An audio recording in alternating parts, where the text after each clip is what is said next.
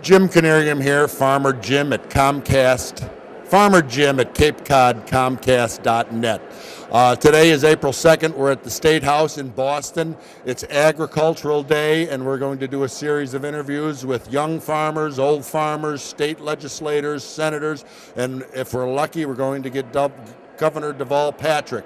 There's one thing I need everybody to remember: farming is involved in everything that you do in your life. So today we're going to try to get the important facts of farming in Massachusetts out. Thank you for letting me come into your home.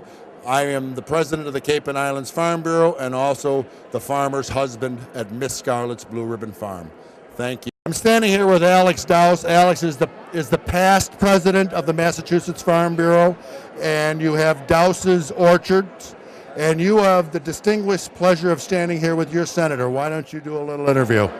Well, absolutely. This is I'm Senator Richard Ross, state senator from the Norfolk, Bristol, Middlesex area.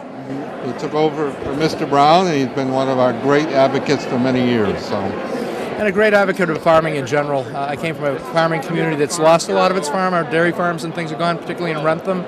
But I've got many orchards, including his fine orchard up in Sherburne. I'm very fortunate. I'm going to get right to the point, Senator. I'm a farmer.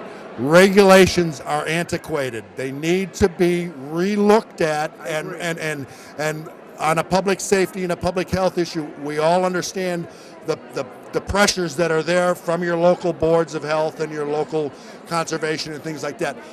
As a senator, are you willing to look at them and come up with new ideas and work with farming commodity groups and farmers and try to just make it a little easier? We don't mind difficult, because God knows what we do as farmers are difficult. Oh, yeah. You got your challenges from Mother Nature. We just want to be able to say, hey, if the USDA rule applies and the state rule applies, why isn't the local rule not applying? I agree with you on those issues. I'm a small businessman as well. I also happen to be a Republican, but I'm there to try to get government out of the way of small businesses do what they do best, and that's running their small business, hopefully thriving, employing people in the Commonwealth, and certainly you can see me doing that on my daily basis in here. So I'm glad to be there with you guys. Right.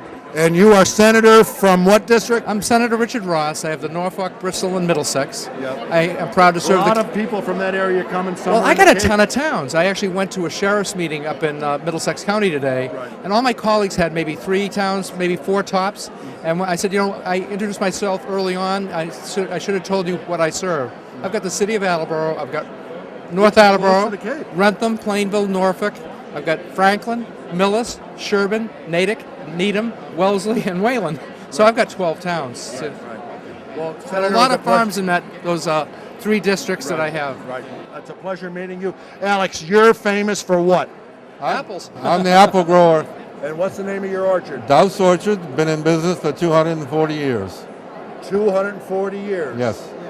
You have a website? Yes, we do. DowseOrchards.com. And family business? Family business. My brother and myself, we're 7th generation on the farm. 7th generation on the farm. 240 years. You got it. You talk about agriculture in the United States. We're sitting here. I am honored to be in the presence of a person that is 7th generation, because I'm only 5th. Nice to see you, Alex. Keep up your good work.